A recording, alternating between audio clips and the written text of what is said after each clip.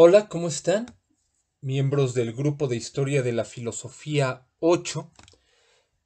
Estamos aquí para dar comienzo a la segunda parte del curso en los temas de fenomenología, por un lado, y de teoría crítica, por otra, y vamos a tener como inicio esta discusión del tema del movimiento neocantiano.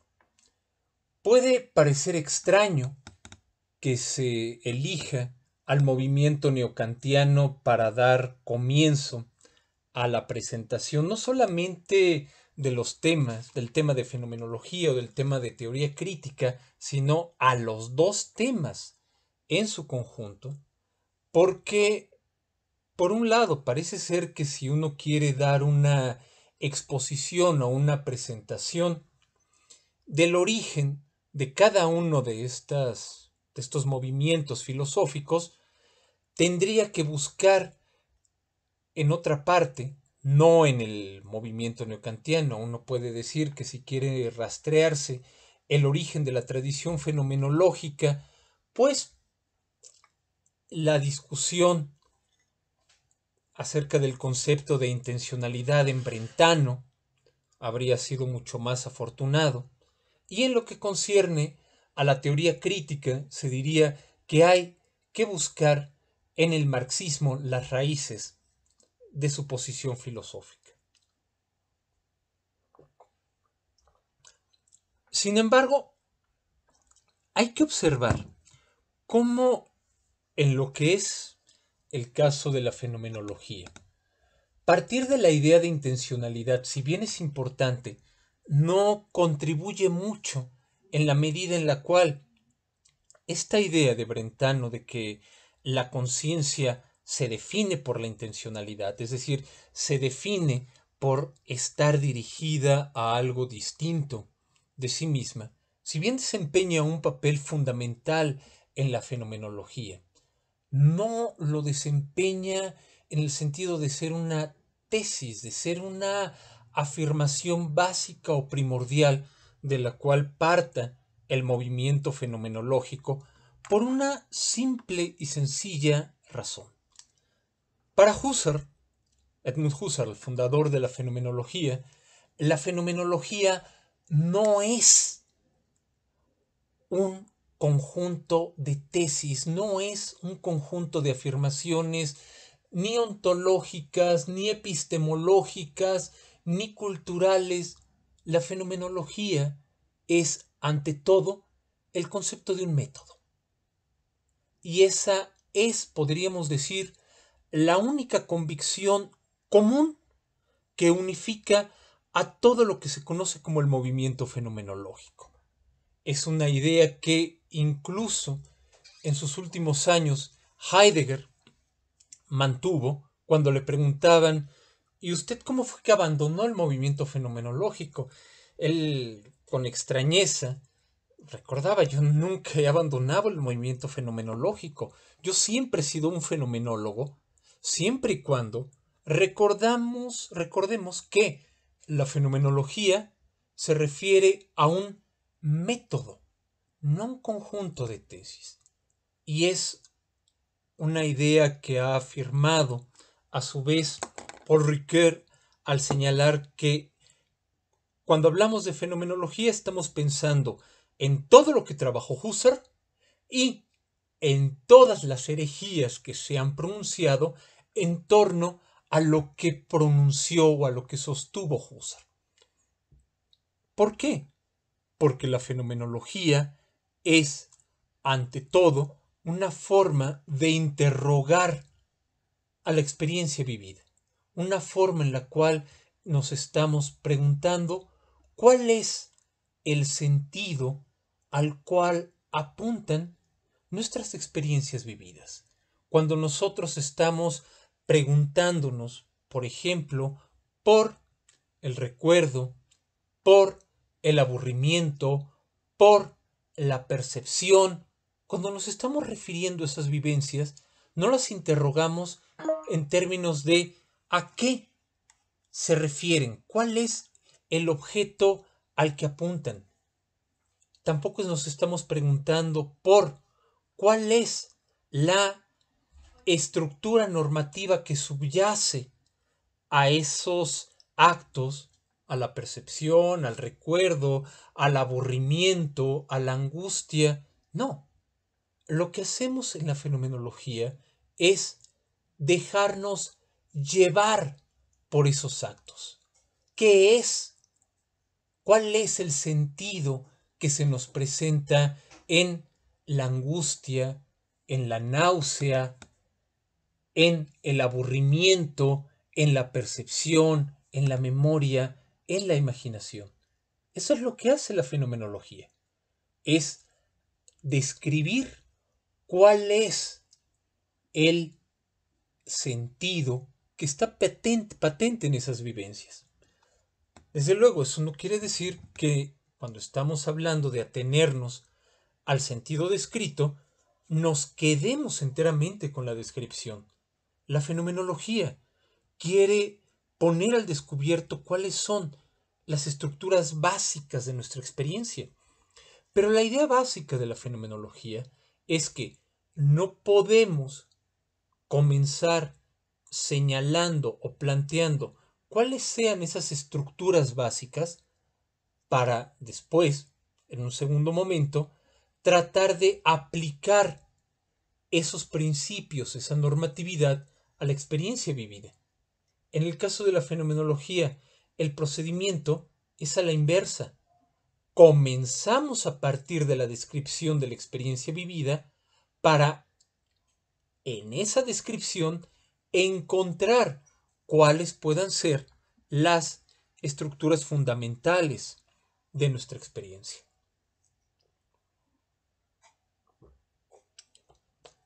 Es decir, la idea que estará presente, que estará patente en la fenomenología en tanto método, es que en la descripción de la experiencia, tal y como es efectivamente vivida por nosotros, ahí está presente una forma de validez que no se reduce a los objetos, no es algo que podamos encontrar en los aspectos materiales de los objetos.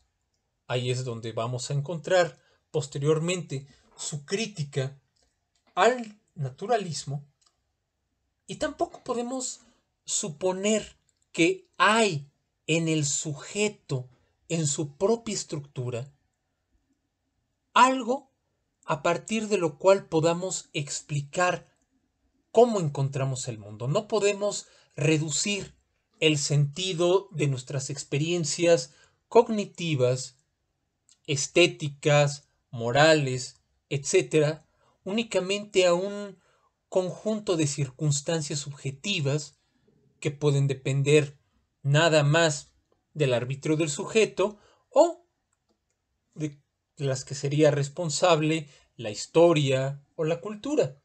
Ahí es donde estará la crítica fenomenológica al historicismo.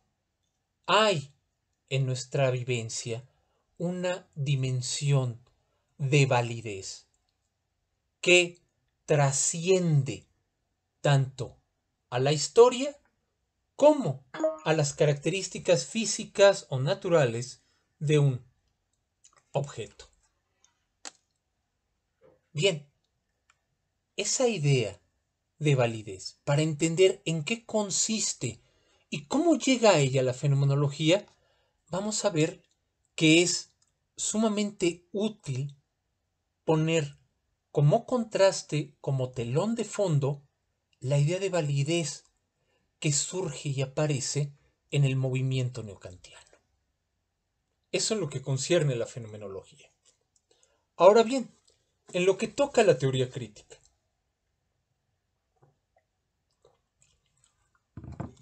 ustedes pueden encontrar en las historias que se hacen de la teoría crítica o en los manuales de historia de la filosofía, que siempre se recuerda, siempre se señala la importancia de este escrito de Max Horkheimer, Teoría Tradicional y Teoría Crítica, como el punto de partida de ese movimiento filosófico también conocido como Escuela de Frankfurt. Hay razones por las cuales creo que sería pertinente prescindir del nombre de Escuela de Frankfurt. Ahorita vamos a señalar por qué. Pero cuando partimos de esa idea de teoría tradicional y de teoría crítica, de cómo la teoría tradicional lo que trata de hacer es explicar el mundo como si el mundo fuera algo ya dado, ya estable, ya ahí frente a nosotros, que solamente está a la espera de que nuestro intelecto ponga al descubierto cuáles son sus causas.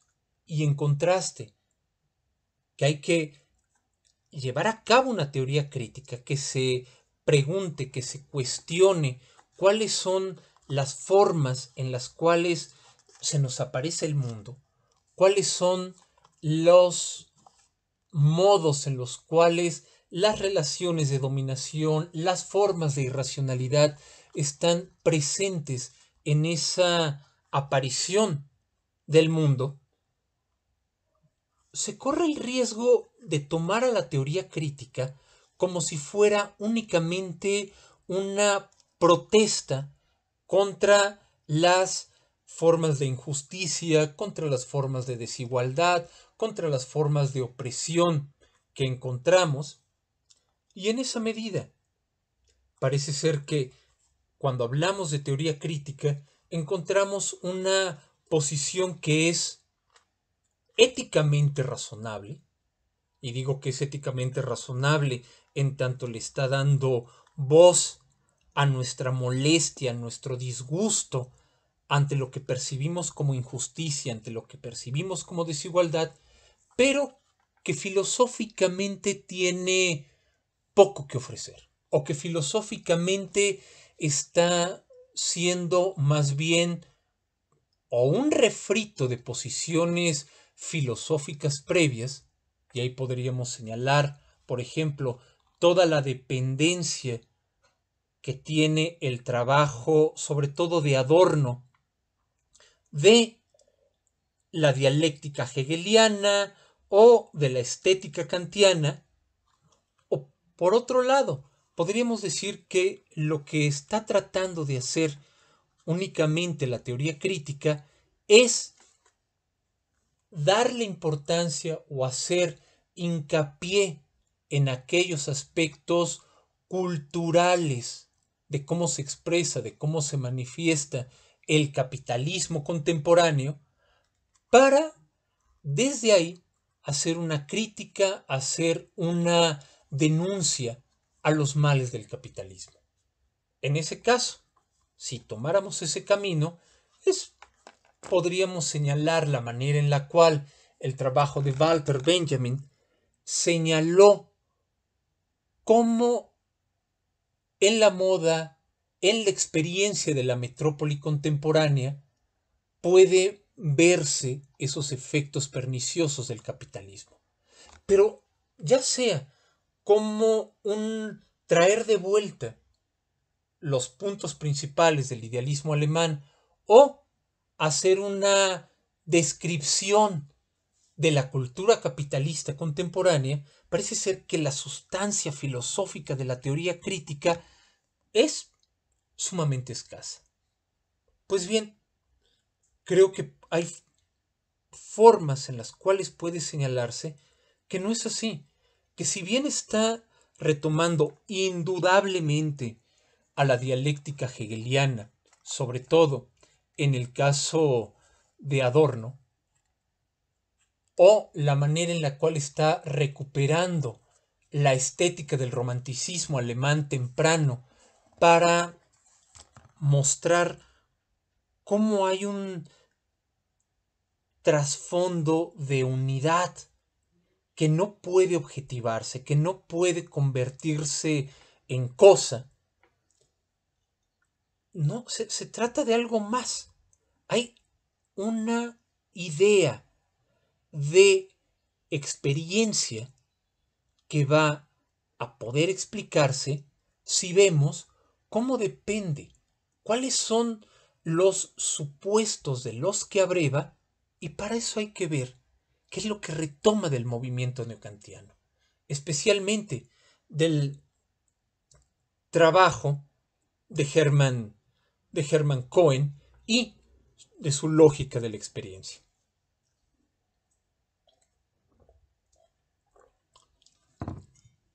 Esta perspectiva, desde luego, tiene dificultades, se enfrenta a poderosas objeciones. La principal de ellas, o habría dos objeciones principales. La primera objeción, la enemistad añeja, la enemistad profunda que hay entre fenomenología y teoría crítica.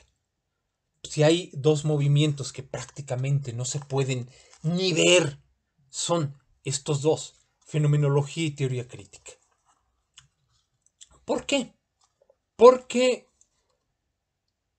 en el caso de cómo ve la teoría crítica la fenomenología, la teoría crítica juzga a la fenomenología como una visión ingenua, por no decir dogmática, de la experiencia.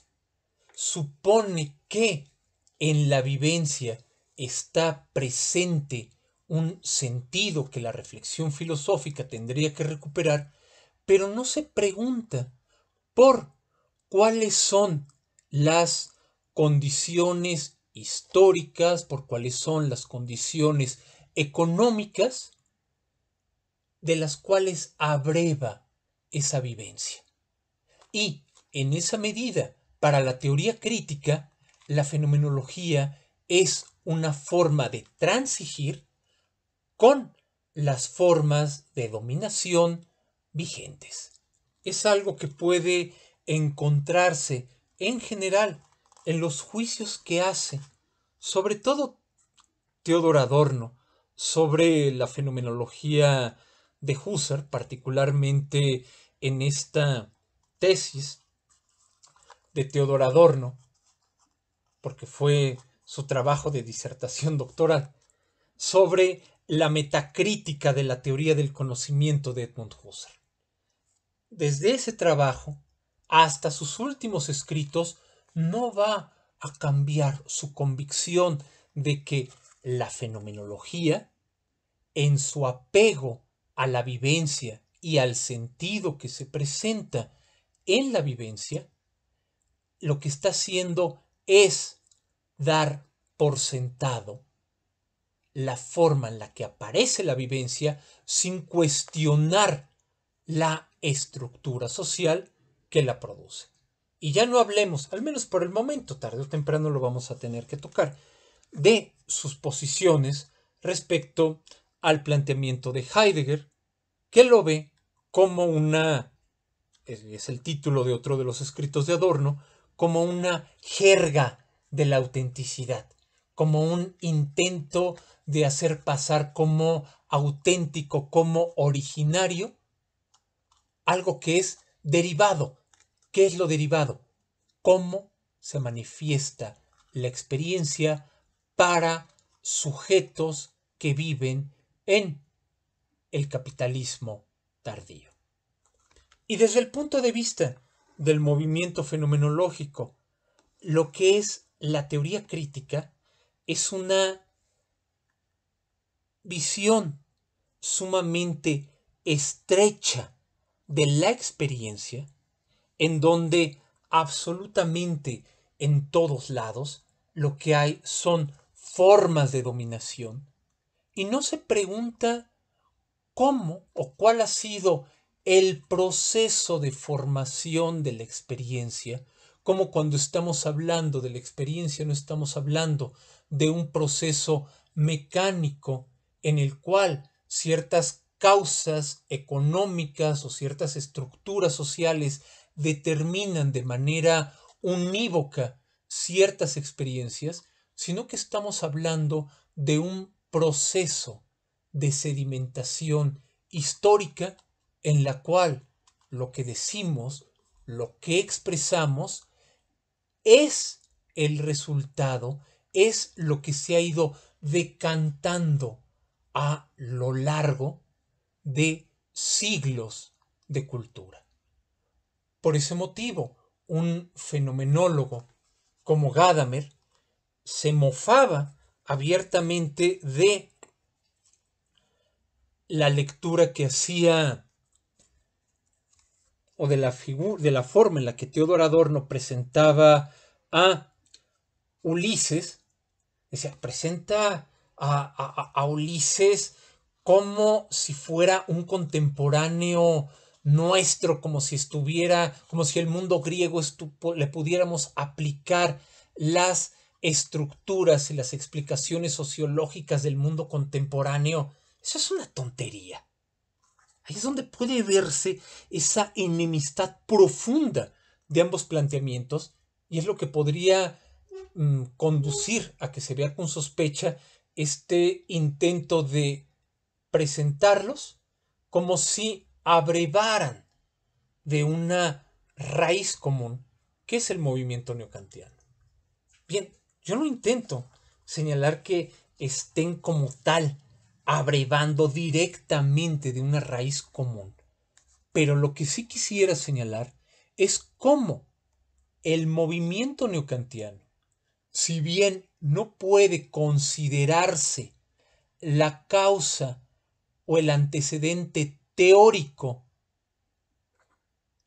de ambos movimientos, sí puso el trasfondo, sí puso el contexto intelectual desde el cual podemos entender cuál es la dirección que van a tomar ambos planteamientos y también las razones de su enemistad. Ahí, sin embargo, encontraríamos un segundo obstáculo. ¿Cuál? Bien, la manera en la cual la historia de la filosofía juzga el movimiento neocantiano. ¿Por qué? Porque si hay algo que distingue al movimiento neocantiano, una de sus principales características es la idea de que hay una continuidad entre el trabajo de las ciencias naturales y la filosofía. No pueden verse como discontinuos.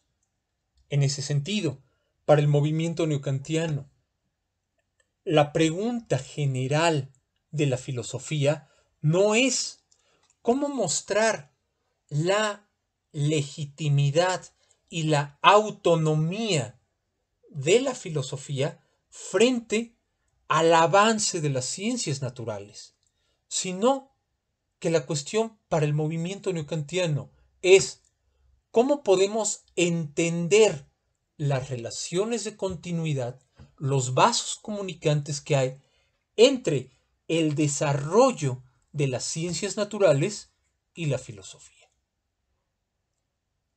En contraste, si hay algo que caracteriza a buena parte de la filosofía contemporánea, y en particular, si hay algo que distingue, si hay algo que caracteriza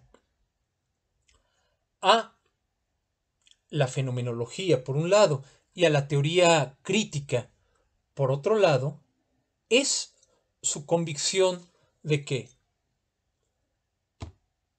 hay una discontinuidad entre la filosofía y las ciencias naturales. Es algo que ha señalado la fenomenología, sobre todo en la manera en la cual Husserl hacía este señalamiento de una mera ciencia de hechos produce meros hombres de hechos. Algo que compartirá Heidegger cuando años más tarde señale es que la ciencia no piensa. No en el sentido de que la ciencia diga cosas carentes de fundamento, sino en el sentido en el cual la ciencia está ocupándose de explicar el conocimiento de objetos, pero no se pregunta por cómo es posible la inteligibilidad que, en primer lugar, permite que algo aparezca como un objeto y cómo es posible que podamos relacionarnos con algo en términos cognitivos. Mientras que en el caso de la teoría crítica, ahí vemos que esta discontinuidad va a aparecer, va a presentarse en la forma en la cual la crítica a la cultura técnico y técnico-científica del siglo XX va a verse como una de las principales expresiones o manifestaciones de la alienación, en la cual los sujetos se ven a sí mismos y a los otros como objetos intercambiables de una maquinaria de producción. Ahí es donde uno podría decir, ¿cómo podemos pensar y relacionar esta idea de la continuidad entre ciencias naturales y filosofía del neocantismo y la discontinuidad que van a señalar tanto la fenomenología como la teoría crítica? Pues bien, ese es el punto, ese es nuestro inicio.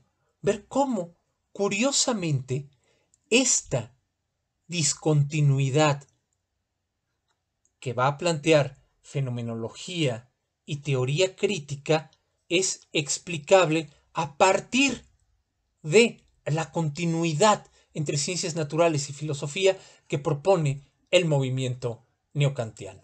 Ese va a ser el tema de la segunda parte.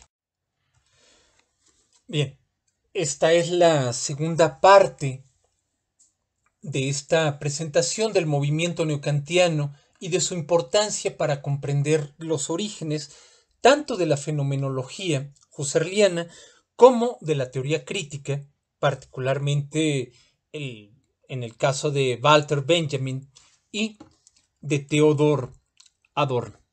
Y en lo que nos habíamos quedado era en esta idea de cómo, si hay algo que va a caracterizar al movimiento neocantiano, es esta convicción de que hay una continuidad entre las ciencias naturales y el trabajo filosófico. Que la filosofía, a diferencia, por ejemplo, de lo que trató de señalar Dilthey con esta idea de la distinción ciencias de la naturaleza y ciencias del espíritu, que la filosofía no tiene por qué tratar de mostrar o tratar de defender que es una empresa intelectual enteramente distinta al quehacer científico y su preocupación por los hechos. Es distinta, lo es, pero no es discontinua. Lo que hace la filosofía, esa es una de las convicciones básicas y fundamentales del movimiento neocantiano, es ser, ante todo, una lógica y teoría de la ciencia. Es decir, lo que tiene que hacer la filosofía es mostrar cuáles son las reglas de pensamiento básicas que operan en todo quehacer científico. ¿Cómo es que, independientemente del contenido de aquello que conoce cada ciencia en particular, todas comparten una misma idea de conocimiento?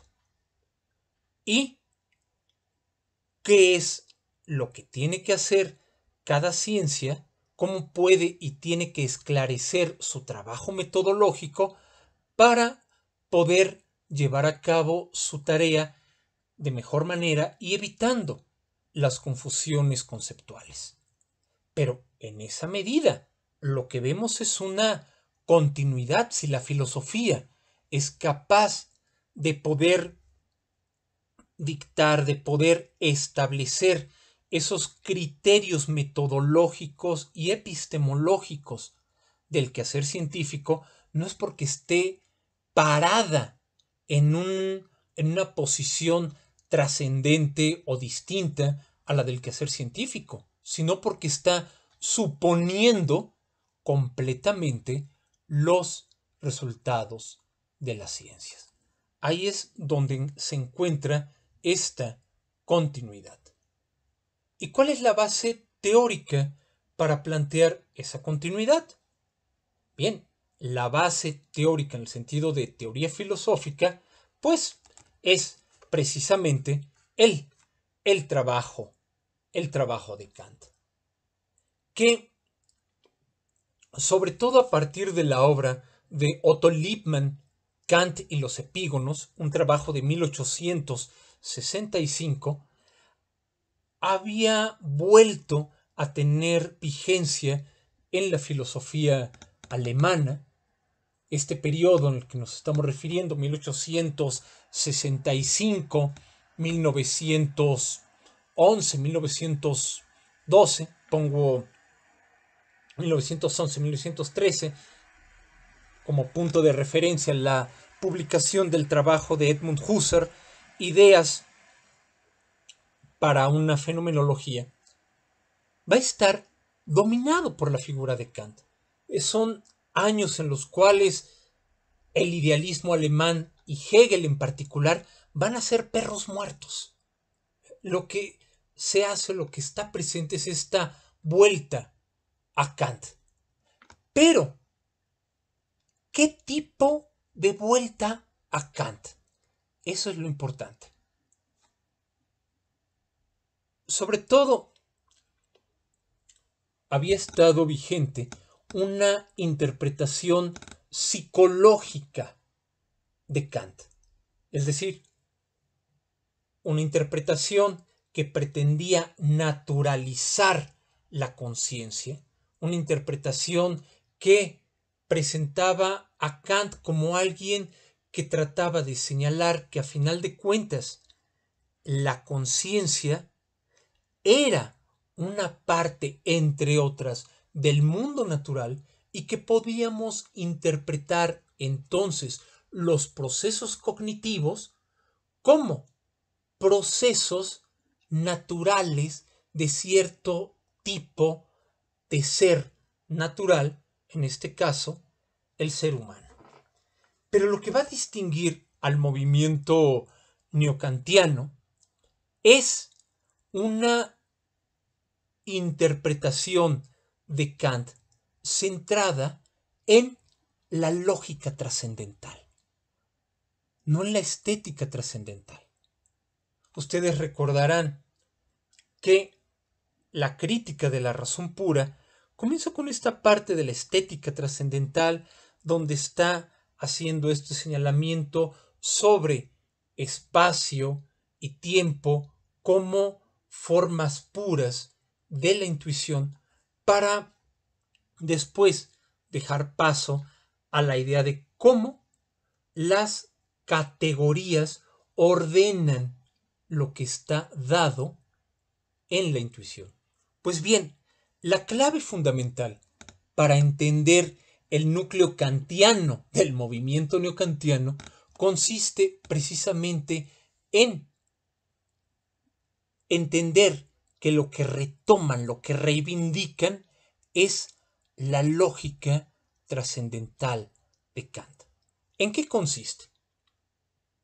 Cito esta parte de la crítica de la razón pura que está particularmente en la segunda edición, B80, B82. La lógica trascendental se ocuparía también del origen de nuestro conocimiento de los objetos, en cuanto que no se puede atribuir tal origen a esos objetos. La lógica general nada tiene, en cambio, que ver con el origen del conocimiento, sino que solamente considera las representaciones de acuerdo con las reglas según las cuales el entendimiento las relaciona mutuamente cuando piensa. En cambio, la lógica trascendental es un conocimiento a través del cual pensamos los objetos plenamente a priori. Semejante ciencia, que determinaría el origen, la amplitud y la validez objetiva de esos conocimientos, tendría que llamarse lógica trascendental, ya que sólo se ocupa de las leyes del entendimiento y de la razón. Fin de la cita. En breve, lo que hace la lógica trascendental es ocuparse de las categorías con base en las cuales podemos pensar objetos. No está preguntándose, al menos no está preguntándose directamente por el origen de esos objetos. Este giro, esta preocupación hacia la lógica trascendental, tiene una razón de ser en el movimiento neokantiano y tiene dos consecuencias. La razón de ser es que el movimiento neokantiano considera no tenemos que preguntarnos por el origen de los objetos. ¿Por qué? Porque ese ya es el trabajo de las ciencias naturales. Lo que hacen las ciencias naturales es, en su quehacer, producir objetos.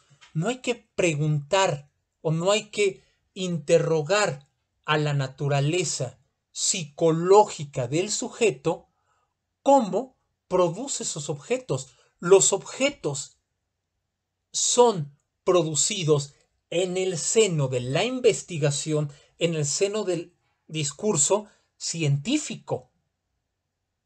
Por eso no entran en esa discusión.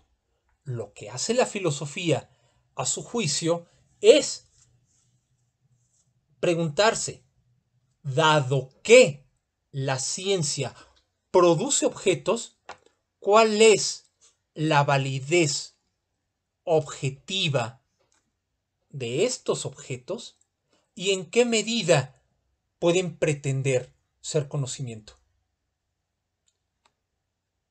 Ahí es donde tenemos la primera consecuencia importante del planteamiento neokantiano, que se centra en la validez. Es decir, se centra en la estructura con base en la cual un objeto o una presentación de objetos puede ser considerada conocimiento. ¿Por qué tiene que valer como conocimiento para todos los sujetos, aunque no la hayan tenido, no hayan producido ellos mismos ese contenido a partir de su contacto con una cosa? ¿Qué es lo que hace que algo valga como conocimiento? Y eso nos lleva a la segunda consecuencia importante del planteamiento neokantiano. ¿Cuál? La transformación del concepto de reflexión. ¿Por qué? Porque la reflexión no se ocupa del objeto, es decir, la reflexión no es el acto introspectivo a partir del cual el sujeto se pregunta si la representación, si la imagen que tiene efectivamente corresponde a un objeto en el mundo externo. ¿Qué se pregunta entonces la reflexión? ¿Cómo los conceptos mediante los cuales nos referimos a objetos pueden combinarse de tal manera que valgan como conocimiento. ¿Cuáles son las estructuras categoriales básicas para vincular, para ordenar objetos en conceptos? ¿Y qué revisamos entonces? ¿Al sujeto? Tampoco. El sujeto, en tanto cierto tipo de entidad psicológica, es decir, en tanto entidad que reacciona a su entorno produciendo representaciones, no le interesa a la lógica trascendental. A la lógica trascendental lo único que le va a interesar es cuáles son las reglas fundamentales mediante las cuales las categorías se articulan entre sí para darle inteligibilidad al objeto y darle validez a las formas en las cuales se expresa o se manifiesta esta inteligibilidad. Puede parecer de poca monta, pero vean esto.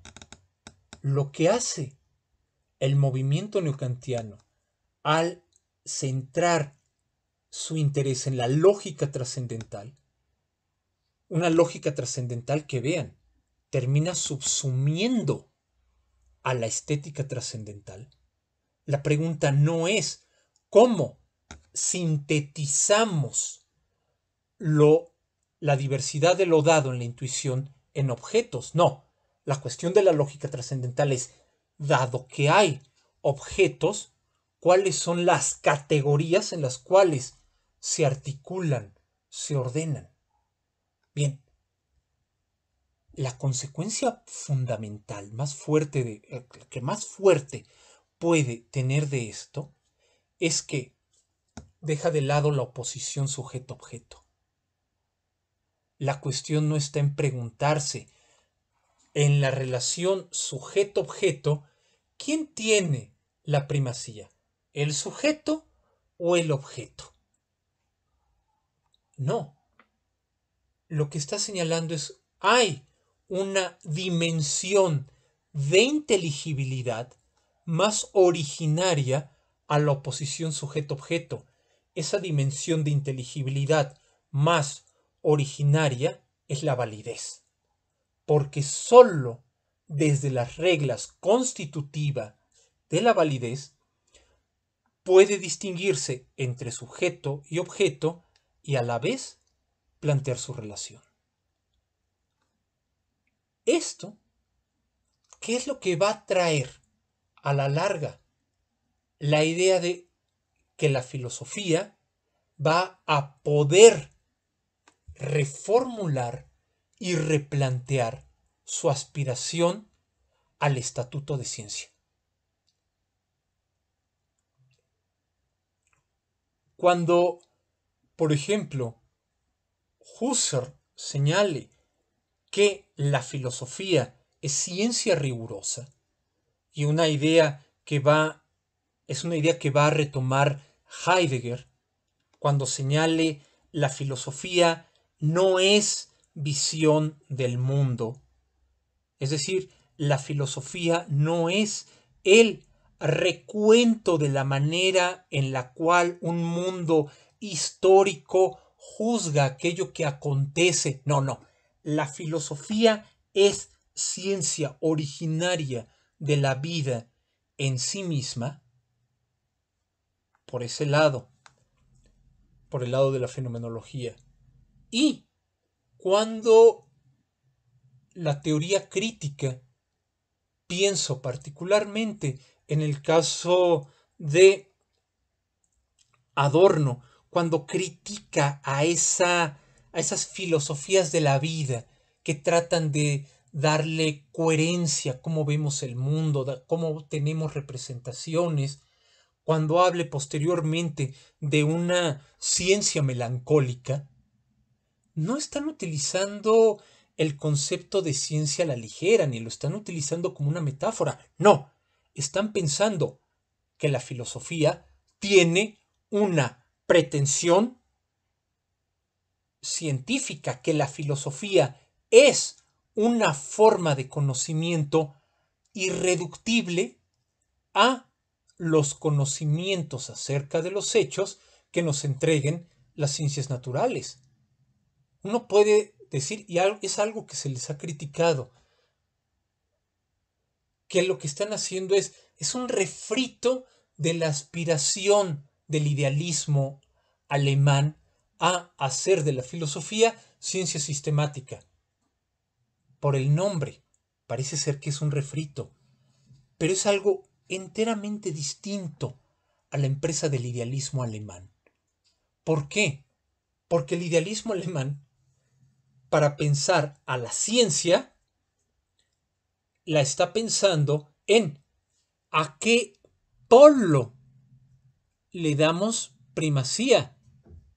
Le damos la primacía al objeto, tienes una ciencia en la forma de una filosofía de la naturaleza, una Naturphilosophie, como en Schelling, o transformamos el concepto de sujeto para mostrar que no tiene nada de psicológico y pensamos al sujeto como espíritu, y entonces tenemos la ciencia hegeliana. Pero no. Lo que tenemos o lo que vamos a encontrar a partir de este énfasis que hace el movimiento neokantiano en la validez es, oye, la validez es una dimensión de inteligibilidad, una forma de explicar las condiciones de posibilidad de la aparición, de la manifestación de algo que es previa a toda distinción entre sujeto y objeto.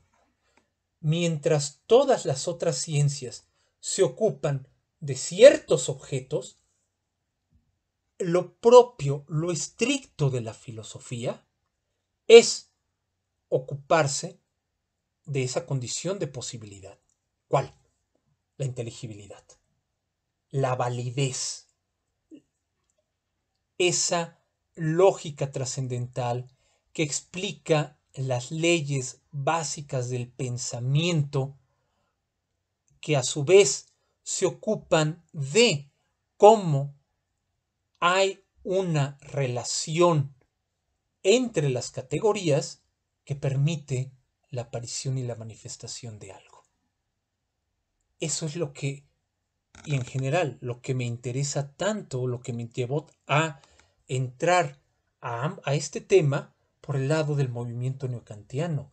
Cómo en su intento de mostrar cómo la filosofía colabora, contribuye con las ciencias, pone al descubierto un horizonte totalmente inédito, el horizonte de la validez.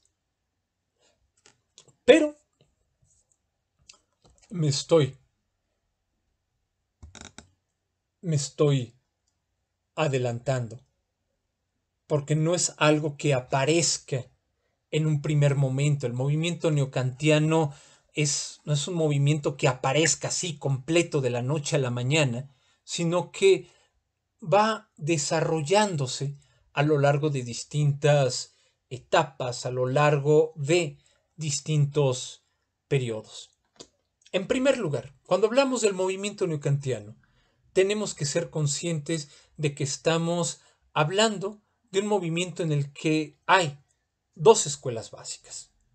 Por un lado, la escuela de Marburgo y por otro lado, la escuela de Baden, también conocida como la escuela del sudoeste alemán. La escuela de Marburgo tiene como principales representantes a Hermann Cohen, Paul Natorp, Ernest Cassirer y Nikolai Hartmann.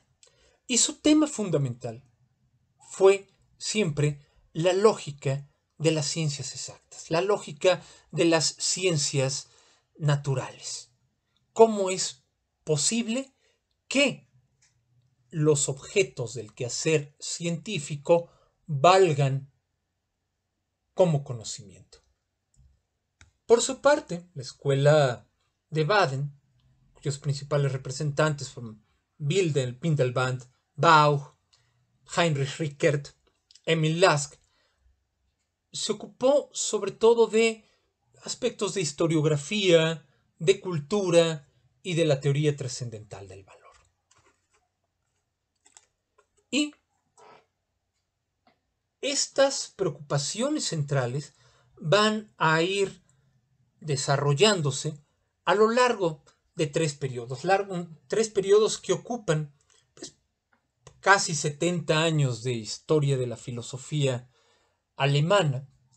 El primer periodo, que va de 1871 a 1878, se caracteriza en general por esta defensa de la continuidad entre investigación empírica e investigación a priori, que es sí una recuperación de Kant, pero una recuperación de Kant que, como se señalaba, trata de señalar, Kant no nos dio un estudio acerca de cómo funciona el conocimiento como una de las tantas formas en las cuales trabaja cierto tipo de criatura denominado ser humano, sino que se ocupa de la lógica trascendental. Ahí es donde puede encontrarse en el caso de la Escuela de Marburgo, sobre todo en el trabajo de Hermann Cohen, la idea de que la estética trascendental debe ser absorbida por la lógica trascendental. Esto es, cuando hablamos de espacio y tiempo, tenemos que hablar o nos estamos refiriendo a una forma particular en la cual trabajan las categorías, no algo que está al margen o que está más allá de las categorías. Por otro lado, en el caso de la escuela de Baden, señala que hay que dar una explicación evolucionista de las categorías. Las categorías son formas que adquieren su validez a lo largo de un proceso de adaptación de la especie, pero que en la medida en la cual se desarrollan como tales, se independizan de las circunstancias empíricas de la especie. Pueden tener un origen empírico, pero una vez que se han formado, su validez está más allá de lo empírico. Este primer periodo, en buena medida, sienta las bases de aquella descripción del movimiento neokantiano que, por ejemplo, va a dar Heidegger en 1912, cuando señale cómo el problema del psicologismo en la interpretación de Kant queda rebasada o se deja de lado en favor de una interpretación trascendental de la filosofía de Kant, la interpretación lógica trascendental que a partir de los años 70 del siglo XIX, Hermann Cohen, Windelband y Rickert va a ser el centro de este interés, de esta recuperación de Kant. Bien, una vez que podríamos decir, en resumen, que en ese primer periodo, la recuperación de Kant que tenía o que estaba entre estas opciones, o una interpretación psicológica naturalista de Kant y una interpretación lógico-trascendental, va o se encamina a favor de una interpretación lógico trascendental. Una vez que, por decirlo así, triunfa esta interpretación lógico trascendental, viene el segundo periodo, que podríamos decir es el más rico, el más fructífero del planteamiento neokantiano. Un periodo que abarca de 1879 a 1913. En general, en este periodo aparecen las principales diferencias entre ambas escuelas. En el caso de la escuela de Marburgo, la lógica trascendental, en tanto teoría del conocimiento, es decir, en tanto que la lógica trascendental da cuenta de aquellas categorías y de su articulación necesaria a partir de las cuales ciertos objetos aparecen en conceptos como conocimiento, esa lógica trascendental lo que hace es darle unidad al sistema de las ciencias, sacando a la luz las categorías con base en las cuales las ciencias construyen el ser de sus objetos. Esto es algo que encontramos particularmente en Paul Nator, pero sobre todo en el texto de Cohen, La lógica de la experiencia.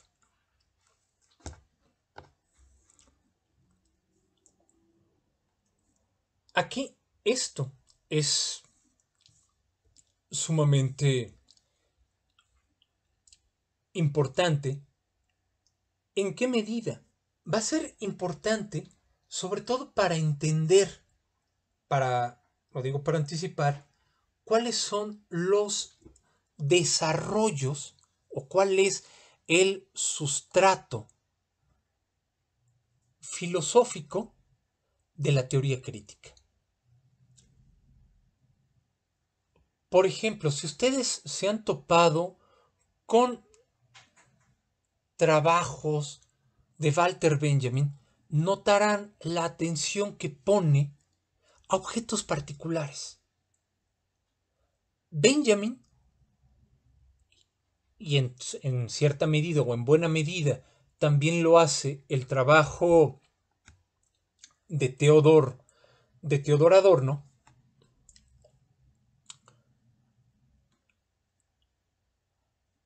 pocas veces le entran al texto, pocas veces su texto entra así con los conceptos pesados, con las grandes palabras, con la idea de clase, con la idea de capitalismo, la idea de cosificación, la idea de alienación. No, lo hace discutiendo cómo están distribuidas las calles de la ciudad de París, o están hablándonos de los títulos de alguna obra, nos están hablando siempre de cosas pequeñas. Eso es lo que ha llevado a muchos a considerar lo que están haciendo es dar meramente una interpretación cultural del capitalismo. No le entran a lo que sería realmente básico, es decir, entender cuáles son las estructuras básicas de producción y reproducción del capital. Pero aquí vamos a encontrar este punto. Lo que están haciendo, y particularmente Benjamin, es retomar el trabajo de este movimiento neokantiano, de esta idea de que la particularidad es la determinación completa. El objeto particular, en él se está ofreciendo ya todo el quehacer, toda la estructura lógico-trascendental que le da validez. Cuando Benjamin hable de hay que salvar al fenómeno, de la redención del fenómeno, no es alguien que esté hablando en nombre de la nostalgia o que diga, pobrecitos fenómenos particulares, el capitalismo nos quiere entregar a un mundo desencarnado de producción en serie, o algo que señala de manera muy similar Teodor Adorno en Mínima Moralia, cuando señale cómo hemos olvidado incluso cómo se toma, cómo la mano tiene que asir el pomo de una puerta para girarla, es lo que ha llevado a muchos a señalar lo que ahí tenemos son unos nostálgicos autoritarios que tratan de defender formas de vida burguesa ante el avance del capitalismo. Tal vez. Pero el punto que están retomando, la idea filosófica que está de fondo en el planteamiento de ambos, es que al momento en el que estamos pensando el objeto no es lo particular que tenga que ser subsumido por lo universal para poder ser explicado, sino que en lo particular ahí ya está presente toda la unidad de categorías. En el fragmento, en el objeto particular, ahí está contenida la universalidad, y el trabajo de la reflexión filosófica es sacar a la luz, exponer esa legalidad que ya está contenida en lo particular. Por eso es que podemos y tenemos que poner en tela de juicio la manera en la cual se nos presenta en el mundo contemporáneo la experiencia. ¿Por qué? Porque la manera en la cual se nos presenta en el mundo contemporáneo la experiencia es de tal manera que supone que la experiencia es algo que tiene que explicarse a partir de el desarrollo orgánico, del desarrollo fisiológico del sujeto. Lo que está diciendo, lo que va a señalar la teoría crítica es no. Toda manifestación, todo objeto que aparezca a la experiencia contiene ya el mismo una unidad categorial que permanece oculta a nuestra mirada, que da por sentado cómo son las cosas, que da por sentada la naturalidad de la experiencia. Bien, esa naturalidad hay que quebrarla, hay que romperla. Hay una unidad básica y fundamental, un punto originario, un punto cero, donde están contenidas esas reglas básicas. Eso es algo que sostiene Hermann Cohen en La lógica de la experiencia cuando señala todos los modos de conocimiento son modificaciones de lo que él denomina el juicio del origen. El juicio del origen es la estructura básica y fundamental a partir de la cual van a componerse, van a presentarse objetos. Lo que va a plantear en la teoría crítica Benjamin y sobre todo el joven Adorno es justamente cómo todo lo que se presenta en nuestra experiencia en su diversidad son modificaciones del juicio del origen. Ahí es donde vamos a encontrar esa preocupación benjaminiana con el origen, como en el caso del origen del drama barroco alemán. ¿Cuál es esa estructura básica? ¿Cuál es esa legalidad inmanente que se presenta en los fenómenos y al mismo tiempo los trasciende. Para entender eso, hay que entender el movimiento neokantiano. Y en el caso de la escuela de Baden, la idea es, y ahí es donde está la diferencia, para la escuela de Baden, recordarán ustedes lo que señalamos al principio, cómo su interés está en la historia, en la cultura. Es demasiado pretencioso para la escuela de Baden tratar de suponer que la riqueza, la diversidad de la experiencia pueda reducirse a un conjunto de estructuras lógicas, como lo quiere la escuela de Marburgo. La escuela de Baden supone, si bien va a mantener esta interpretación lógico-trascendental, que el material arracional rebasa todo intento de comprenderlo y de subsumirlo por medio de leyes universales, como trató de hacerlo el formalismo de la escuela de Marburgo. Pero entonces, ¿cómo podemos entender la constitución de un objeto? ¿Cómo podemos entender que un objeto adquiera validez? Ahí es donde entra en juego la historia, la cultura. ¿Por qué?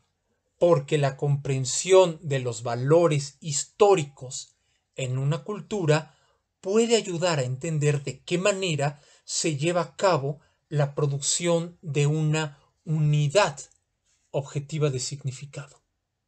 Es decir, en la medida en la cual yo entiendo los valores de una cultura, no simplemente estoy entendiendo cuál es el consenso en torno a ciertos ideales morales. No.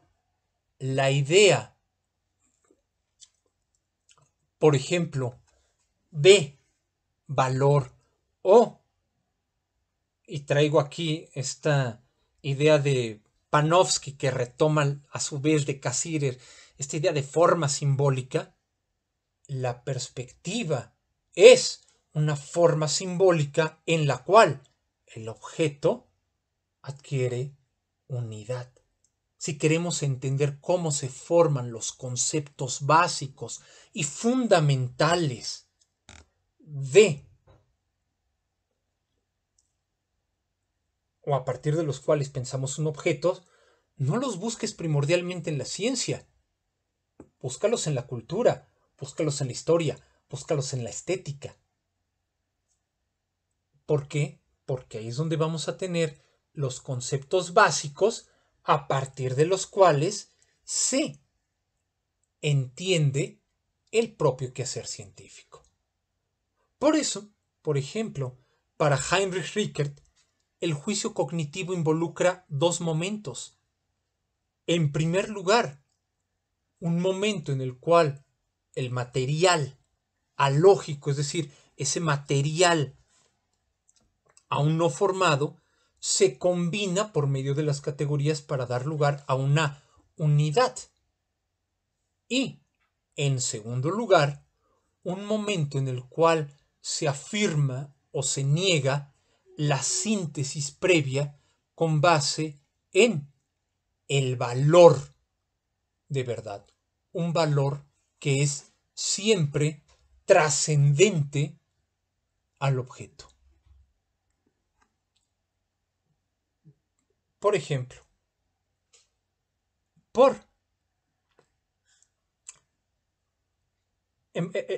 ese primer momento de esa combinación de las categorías para dar lugar a una unidad, yo puedo señalar cómo ciertas características, ciertas protuberancias de cierto color y con ciertas dimensiones son una inflamación en las amígdalas. Puedo señalar, es una inflamación en las amígdalas. Pero el momento en el que digo, eso es una enfermedad, ahí es donde tenemos el segundo momento. No solamente señalo la unidad de una síntesis, sino que ahí le estoy dando cierto valor. Es una enfermedad. Si es una enfermedad, entonces tiene que haber un conjunto de técnicas y procedimientos mediante el cual podamos aliviarla. Ese segundo aspecto que nos permite decir qué es algo, qué sentido tiene, es una enfermedad o es un accidente o es una catástrofe climática, solamente está dado por la unidad objetiva de significado de la historia, de la cultura. Es decir, para la escuela de Baden, el objeto de conocimiento no es nunca o no puede reducirse nada más al referente de una proposición ni a una proposición. El objeto de conocimiento es siempre una unidad de sentido. Es decir, es la manera en la cual una unidad es históricamente inteligible. ¿Desde dónde leemos eso? Bien, desde nuestra experiencia vivida. No vamos a encontrar nunca, a partir de la mera suma de características materiales, por ejemplo, que la penicilina sea un medicamento. No. Si queremos entender que la penicilina es un medicamento, tenemos que tomarla como unidad de sentido en un mundo histórico donde hay enfermedades y donde la idea de que la vida de los sujetos es un valor que tiene que mantenerse curando las enfermedades, solo desde ahí se hace inteligible que la penicilina sea una medicina. Vean esto, cómo va a condicionar o cómo va en buena medida a dar la pauta para el desarrollo de la fenomenología. Porque es la idea de que cuando estamos describiendo el sentido de nuestra experiencia, no estamos describiendo cómo me parece que son las cosas. No estoy dándole voz a mi capricho. No estoy diciendo, ay, pues a mí me gusta esto, a mí me parece bonito. No. Cuando estamos describiendo nuestra experiencia, estamos describiendo, estamos dejando que salga a la luz un horizonte que da cuenta de la validez de nuestros conceptos de una forma que quedaría vedada si solamente nos limitáramos a hacer una suma o una resta de sus características físicas o características materiales. Vean entonces cómo en esta separación, en esta distinción de las escuelas del movimiento neokantiano, de la escuela de Baden y de la escuela de Marburgo, que ambas parten de la lógica trascendental y por lo tanto ambas parten de la validez, aquí se va perfilando una diferencia en cómo tomar la validez. Para la escuela de Marburgo, la validez ya está en el objeto mismo. Cuando aparece un objeto, ese objeto, en tanto que aparece, ya contiene dentro de sí la universalidad, ya contiene dentro de sí toda la red categorial que le permite aparecer como un objeto. Eso es lo que la reflexión tiene que poner al descubierto. Cómo el objeto contiene en sí la universalidad. En el caso de la escuela de Baden, lo que nos interesa es también la validez del objeto. ¿Cómo es que un objeto cuenta como objeto de conocimiento? Pero esa pregunta, que también es epistemológica, solamente puede responderse si nos preguntamos por cómo aparece en nuestra experiencia, cuál es la inteligibilidad cultural, histórica, afectiva dentro de la que aparece el objeto. La primera vertiente, la vertiente proveniente de la escuela de Marburgo, lo que nos dice es: desconfía de la experiencia, desconfía de lo que el objeto es. ¿Por qué? Porque cuando el objeto se presenta, aparece en un contexto utilitario, aparece en el contexto de las expectativas habituales de un sujeto, y ahí no está la universalidad que lo constituye como tal. Interroga, pon al descubierto esa universalidad al interior del objeto que le da su validez. La escuela de Baden, en contraste, lo que va a decir es: ¿quieres preguntarte por la validez? Sí, bien. No te quedes en el objeto. Interroga cómo se presenta en un horizonte significativo que lo desborda.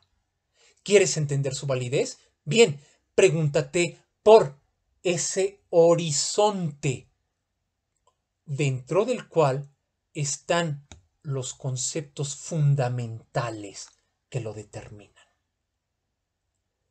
Esta división se va a hacer mucho más acentuada en el tercer periodo del movimiento neokantiano de 1914 a 1934, que en general se caracteriza por el conflicto entre el marco epistemológico de la lógica trascendental y los aspectos ontológicos que parecen desbordarlo.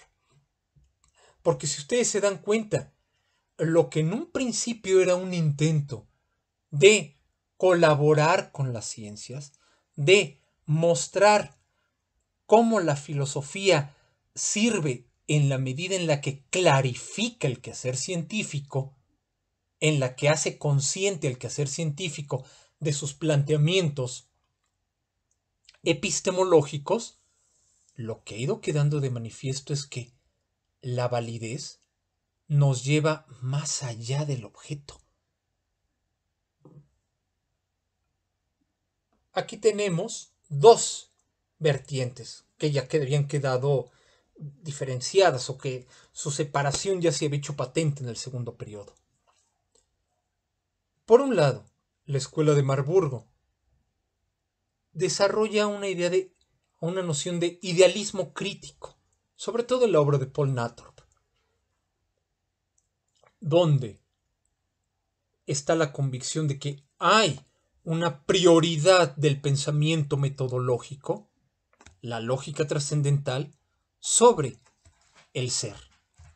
El ser, cuando nosotros hablamos del ser, siempre es correlato de procesos de objetivación. No podemos preguntar, el ser de la naturaleza, por un lado, y por otro lado, ¿cuáles son las formas en las que objetivamente nos referimos a la naturaleza? No, lo único que hay son procesos de objetivación. Cuando hablamos de la naturaleza, tendríamos que preguntar, bien, ¿la naturaleza desde qué perspectiva?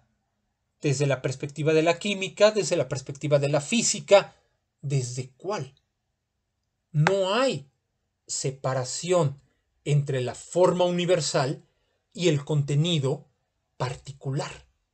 El contenido está ya siempre atravesado por la forma universal. Y el quehacer de la filosofía es, en esa medida, interrogar sacar a la luz cuáles son los procesos de objetivación que ya están operando cuando algo se nos presenta. Vean cómo, por un lado, cómo desborda el marco epistemológico en el cual habíamos comenzado. Ya no es que, las ciencias nos presentan los objetos de tal o cual manera. Qué bien. Vamos a ver cuáles son sus presupuestos epistemológicos y metodológicos. No. Las ciencias no pueden pretender referirse al ser. Las ciencias naturales nunca captan tal cosa como el ser puro. Lo que nos dan las ciencias naturales es una objetivación. ¿Qué es lo que tiene que ser la filosofía? Cuestionarse por esos procesos de objetivación. Vean, por otro lado, cómo va a llegar esto a la teoría crítica. Lo que hace la teoría crítica es no tomar nunca nada por descontado. No podemos tomar ni nuestras necesidades ni nuestras expectativas como necesidades y expectativas propias de la especie. No. Cuando algo se nos presenta como natural, tenemos que desentrañar cuál es su proceso de objetivación. Todo lo demás es abstracción. Vean entonces cómo es esta posición la que hace que la teoría crítica pueda aproximarse posteriormente teóricamente al marxismo. ¿Por qué? Porque encuentra en el marxismo una filosofía que también está criticando, que también quiere poner al descubierto cómo se han llevado a cabo procesos de objetivación. No está tomando el marxismo a lo tarugo, lo está tomando en la medida en la cual está señalando: no podemos hablar de un ser desnudo. Pero este planteamiento, este idealismo crítico de Nathorp va a ser también el punto donde la fenomenología de Husserl, lo veremos posteriormente, va a decir: no, perdón, yo no puedo seguir el movimiento neocantiano. No puedo suponer que haya una estructura lógico-trascendental que podamos esclarecer independientemente de la descripción de la experiencia. Si queremos mostrar lo trascendental, tenemos que describir la experiencia.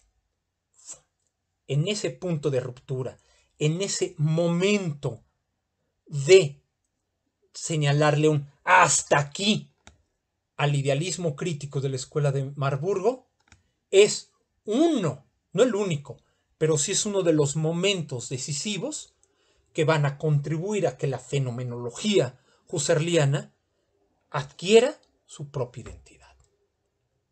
Y en el caso de la escuela de Baden, aquí tenemos que hablar del legado de Emil Lask.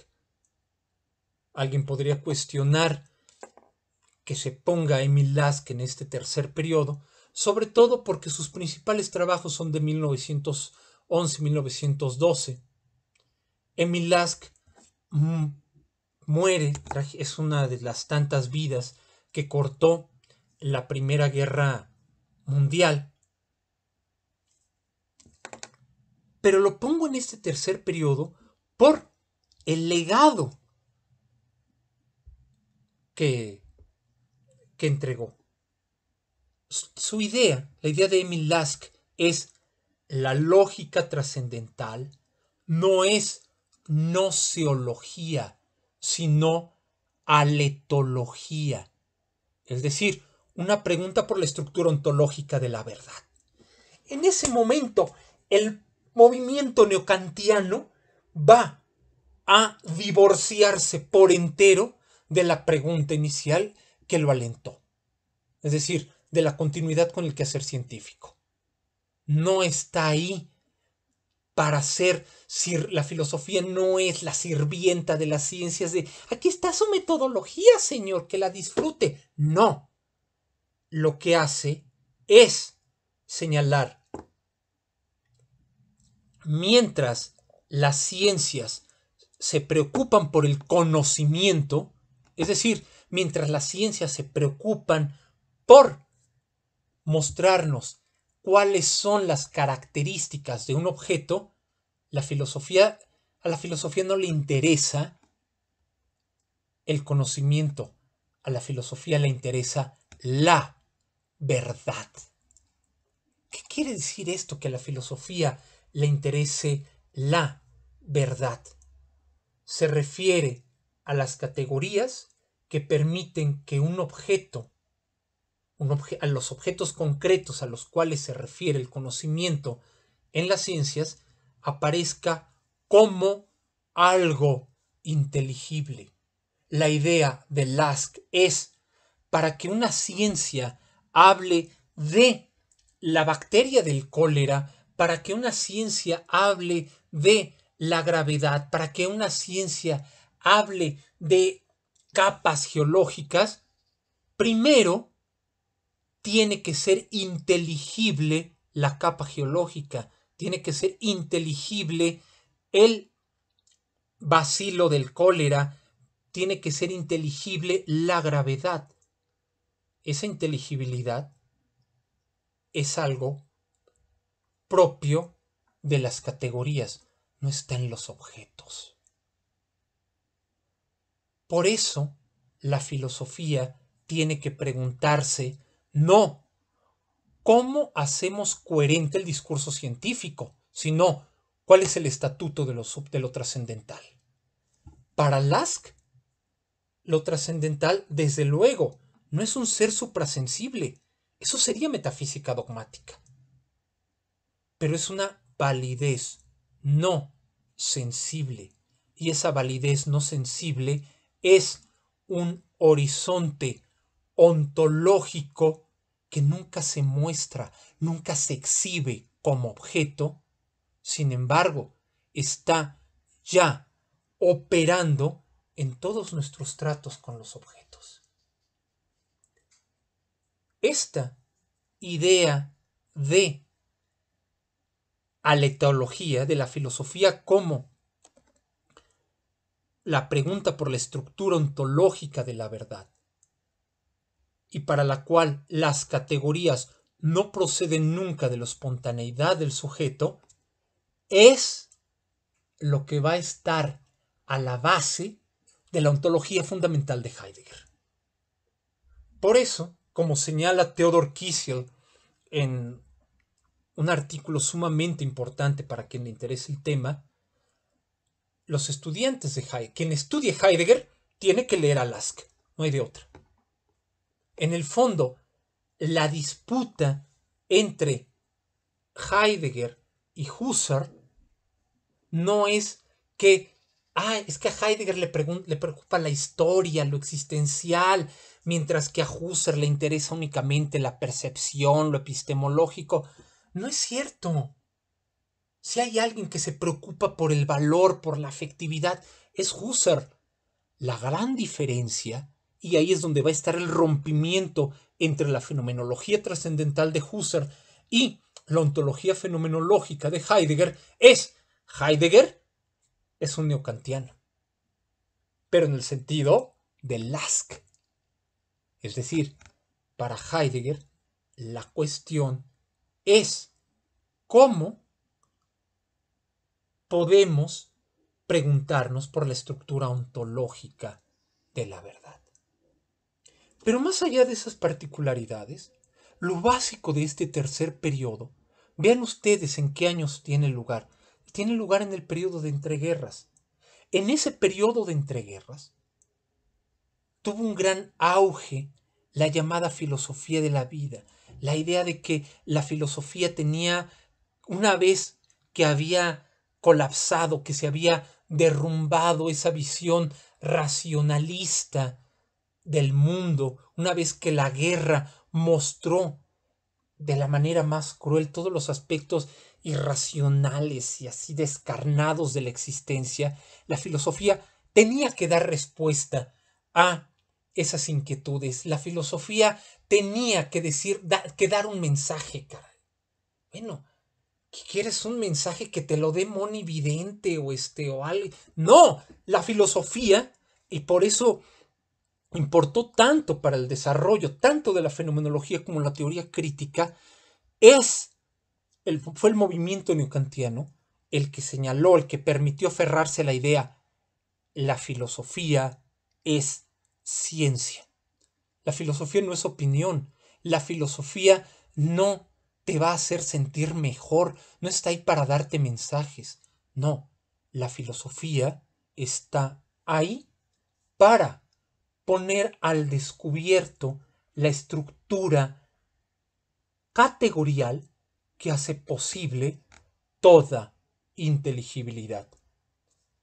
De manera distinta, ya sea a partir de la descripción estricta de nuestra experiencia vivida, sin meter nuestras opiniones, sin meter nuestros juicios de valor individuales, que será el camino fenomenológico, o enseñándonos a desconfiar de lo que nos presenta el objeto inmediato para preguntarnos por sus mecanismos, olviden los mecanismos, sus procesos de objetivación, que es lo que era la teoría crítica.